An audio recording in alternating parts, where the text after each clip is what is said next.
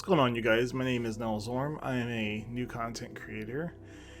I have a background in gaming, mostly strategy and RPG. I first got into games right around the Command and Conquer franchise when that came out in the late 90s, early 2000s. I switched over to playing Warcraft 3 when that was very popular when it first came out. And I learned a lot about the Blizzard franchise and their lore and RPG and things of that nature. And then, when World of Warcraft came out in 2004, I played it on day one. Things were great. The game was hard. The game was challenging. It was fun. But I enjoyed it, because of the social aspect of it. But also because, you were seeing your characters in a bigger screen rather than having this small pixelated characters that you had in Warcraft 3. And the color depth was better, the pixels were better, the gameplay was better. So I switched over after playing that.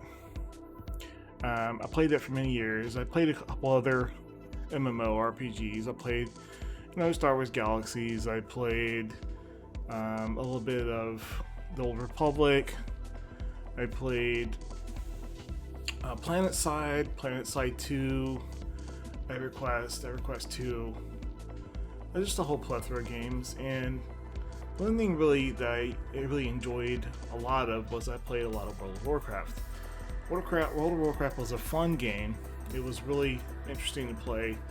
But over time, it just got to a point where it wasn't fun anymore. So roughly about a year ago, I basically, I was like going into this new expansion, and I said to myself, why do we keep playing this game if it's not fun anymore? But I still, carried on. I still kept playing it, waiting for the new expansion to drop, and started playing it, and got very bored very quick. I stopped playing in 9.03 before the new content patch, and I really haven't been back since. I didn't find the game very challenging. I didn't like it. I didn't like the lore. I didn't like the way the game was going in this direction. But now that they've had all this publicity going on of the backlash, the frat boy culture, things like that, I really don't want to get back into the game at all, even though I've got so much history in the game. So about a month and a half ago, I decided to give Final Fantasy XIV another shot. Now, originally I played Final Fantasy XIV when they were going to re-release it on PC. I played as a beta tester. I got into the game. I absolutely hated the game. The game was boring. The lore in the game was confusing. I didn't like the game whatsoever. So I gave it about a week and a half, and I was like, this game is not for me. Put the game down. And then I got into the beta for, the PlayStation 4, and I was like, let's try this out. Let's see if the game's changed any. Got in the game, same thing. The game was horrible. I didn't like it. It was boring. The lore was far-fetched. It was very difficult to get into.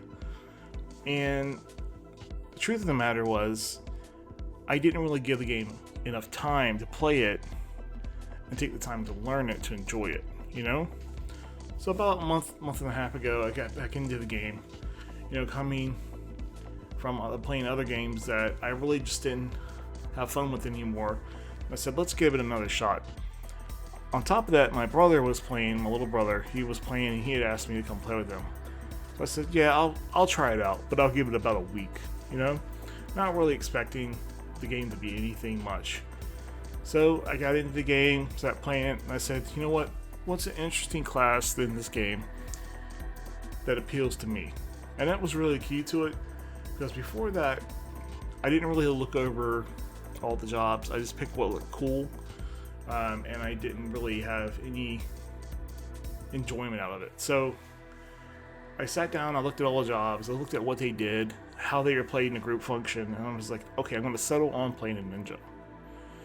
I started playing a ninja, and last last week I was able to get to level 80, got my ninja mapped out, got everything leveled up, played all the dungeons, sorry, the duties, and got to a point where I was like, you know what, I'm gonna keep playing this game. It's pretty cool. And I started re-rolling the character, and I started playing a summoner, and I started to enjoy it. So if you're thinking about getting this game, make sure you take the time to learn about it. And if you have any questions, YouTube's a great place to look for answers to some of your questions. It don't show you everything in the game. It won't show you like some of the places where, for example, if you're looking for rare things, it may not show you everything. But it's a good place to start. Google is also your friend in this game. That'll show you like places where fates are, and fates are like little regions where there's huge amounts of EXP and seals and all that jazz. We'll get into that later, and I'll tell you more about it. But let's take a look at Final Fantasy XIV and see what it's about. Alright, first thing we'll start with is character creation. Oh boy, are you in for a treat. If you've come from a WoW or a game like WoW, there's not a lot of options you can pick from as far as customer characterization. You know, in the last expansion in WoW, they added a few things, you know, but really it just doesn't have the same kind of depth that this game has when you build a new character. So when you first log in, you're going to click on this screen, you're going to click on Start, and it's going to connect you to a data center. When you get in, you'll have, over here on the right, you'll have a world and a new character. Now we're going to click on new character. Let's take you through what it looks like when you play a new character. Okay, now you're going to have your list of races over here and your genders. And as you'll see, there's some races that have only one gender. And so just be aware of that. Now, with the exception of Vera, right now they have one gender. But as I understand, the new expansion coming out later this year will have the male gender for this race. So keep that in the back of your mind if you're really set on playing the Vera race. Okay, so we're gonna look over here, and what I'll tell you first, you know, you have your different genders, but each of these races has a different look to it.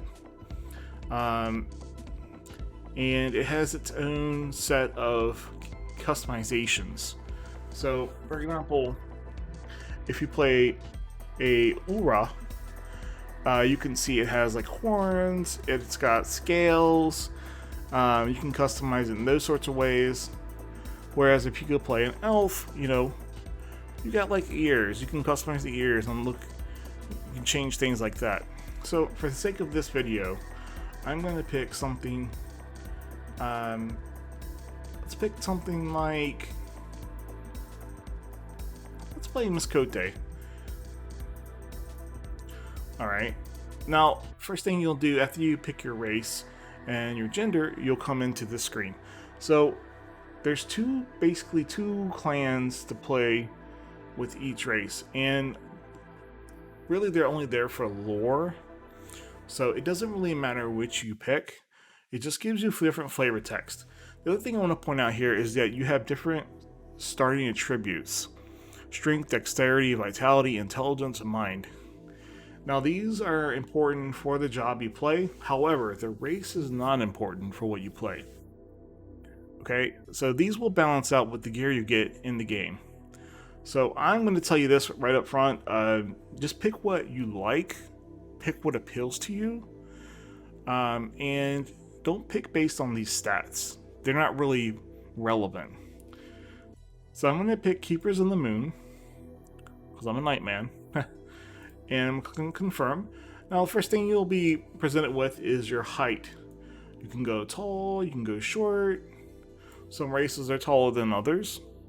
And then we'll come over here and you'll see over here you have a huge amount of options you can customize. You can go random, and it'll give you random looks, and it's just basically a round drawing of all these options over here put into a single appearance. a lot of different hairstyles and things you can look at. We'll go through a little bit of it and just see what they look like, okay? So let's start with, we already got our height. Let's pick a skin color. So we got, you know, we can pick a darker shade, we can pick a lighter shade, or something in between. Let's go with this color. And then it'll show you also what was previous to this, and it was pretty much around the same color. Then for this one, you got a tail shape. Now, not every race in the game has a tail. The Ura has a tail, and the Mascote has a tail, but not many others. So there's unique customizations based on that, and you can give it, you know, this like dock tail. It looks dock to me. I don't know about you, but it looks dock. You can give it with a different color at the end, thinner, you know, thicken it up some, whatever you want to do. Once you pick that, you can go pick the length. Now you can do a short tail, or you can do a long tail. Now, the armor you pick, this will look pretty. It'll look flush with it, so it won't stand out too much. Like, it's not gonna crop or mess with your armor any. So you can pick really what you want there. The hairstyle, a lot of the hairstyles in this game are shared between the races, so I'll keep that in mind. If you like a certain hairstyle in one, it's probably going to be available for the other races too. So you just got, you know, different styles. You know, just pick really whatever suits you. I like long hair. I don't know about you guys. I like long hair. Yeah, that's cool. I like that. Now over here we have different hair colors, and you can do 2 different shades. So if you're gonna do like something like this, like this is more like the roots right here, and this is like the actual color. See how it's kind of dark and lightens up a little bit? Okay, so we'll just go with that for now. And let's look at the face types. Wow, aren't those different? They all look vastly different, don't they? Alright, and then let's go take a look at the jawline. They're kind of subtle. Like, you can look around here, like right around in this region, you can see the different subtleties. You kind of really have to pay attention to it, but it's not really that big of a change. Then the iris size, you got small eyes or big eyes, and kind of an eye color. Now, with this race, you can pick a different eye color for which side of the eye. So you see, like, this one's got a blue eye, it's got a yellow eye.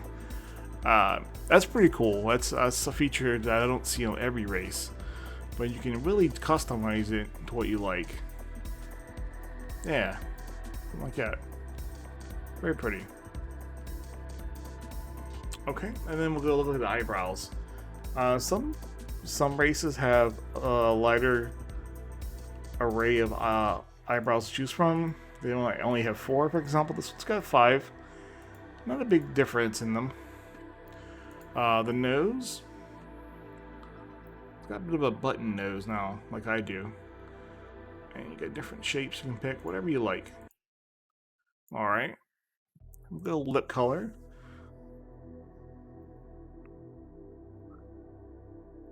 Like a lighter tone. Alright, and facial features. Now, you notice the facial features, you got these scars right here, you got this dot in the middle, and you got this right here. A lot of that you can remove or add. See? And then you can add tattoos. A lot of different choices here. And then if you were going to pick tattoos, you're going to mess with the colors.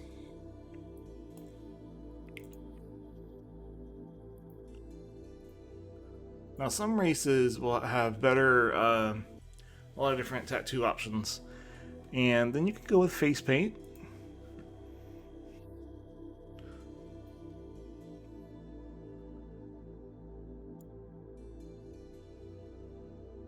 little butterfly. That's cool, huh? Okay, and then you can change the face paint color. So you can change it whatever you like. Whatever suits you. Now the voice in this game, all these voices are very, very different. Okay. I'd say pick one that you like, because it can be aggravating if you pick something you kind of like and don't really like. You're gonna hear it the whole game, so pick something you definitely like.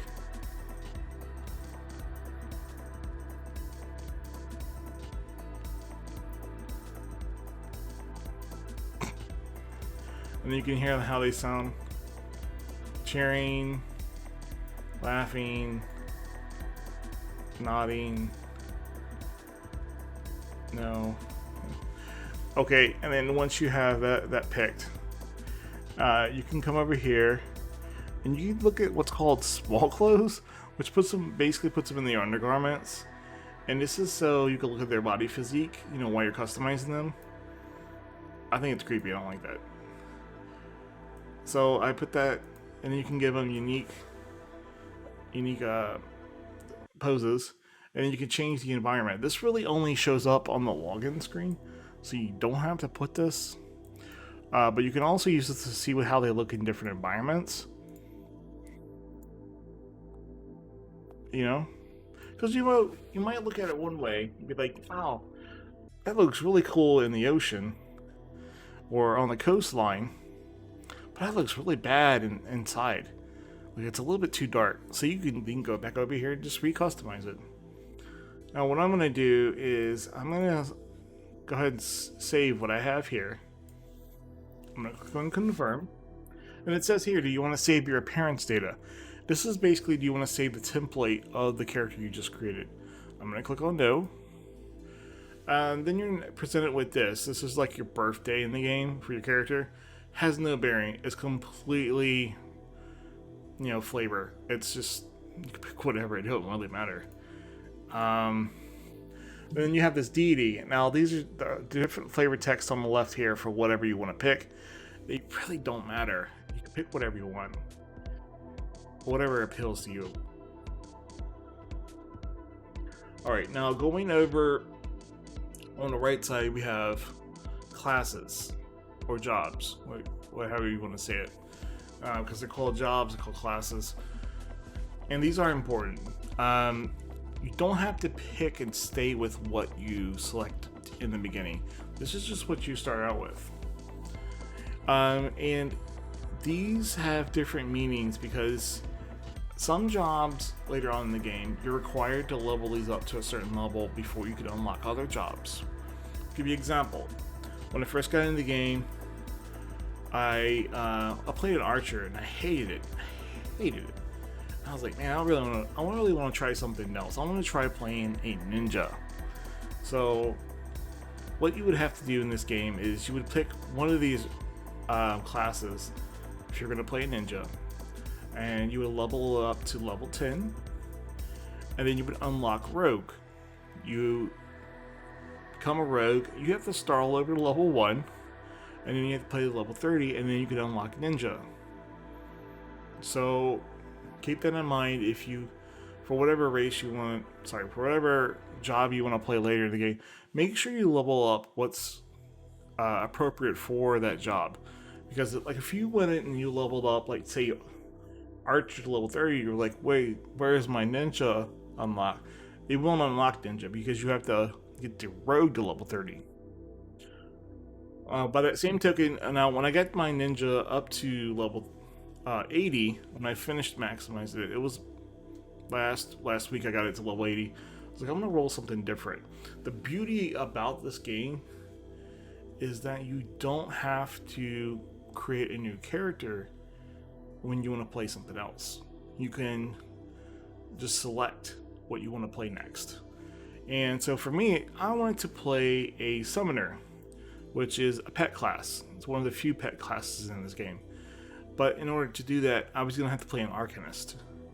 So I switched over to an arcanist, got him up to level 30, and that allowed me to unlock Summoner, but also allowed me to unlock Scholar.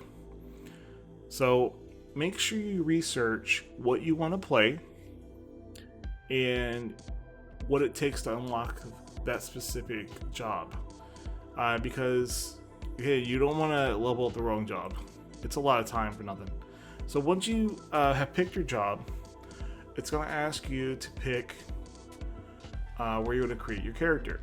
Now, when you pick your data center, it's based on what region you live in. I live in the United States, so it's going to give me whatever's available for the United States. Now, it's been a long time since I picked my data center, and so then what happened is it asks you to pick your world, your home world, and make sure you ask your friends, if your friends are playing, that's the reason why you're going to get into the game, what they're playing on, so that way you can link up and play with them later. Once you have picked your home world, you're going to get to this screen and it's going to give you an option for a character name. You have a forename and a surname, first name, last name, basically, and you can randomize it and give you something unique, whatever you want to pick. So once you got that, you click on confirm, it loads you into the game, and the very first time you get in the game, you're going to be watching a long cinematic, very long cinematic, and it's just going to drop you off into the game. So once you get in, you'll start your journey, and there's plenty of tutorials and game guides while you're in the game that'll teach you how to play. Now, the one thing I'll say about this game is the player base of this game, on the most part, is very, very helpful, very generous. Coming from a combative game with a combative environment like World of Warcraft, where people were, for lack of a better word, jerks, kind of aggressive in that game, the people here are very benevolent, very nice and friendly, and that's exactly what they wanted to have in this game when they designed it. Their game moderators, GMs, are very, very, very good at what they do, and they are very quick to respond to something. This game will tell you, like, once you get in the game, how many accounts they banned. They can keep a running count of how many accounts they banned for, like, selling real game currency, for example, which I think is really cool to tell you that. And there's a lot of other good things about this game. There's some bad things about this game, which we'll get into in later videos. So for now, that's what I have. This is just a brief look at your character creation in Final Fantasy XIV. If you have any questions, just drop a question in the comments below. And I ask that you follow me on all my socials. You can find my social information down below. And as always, have a nice day and keep it real.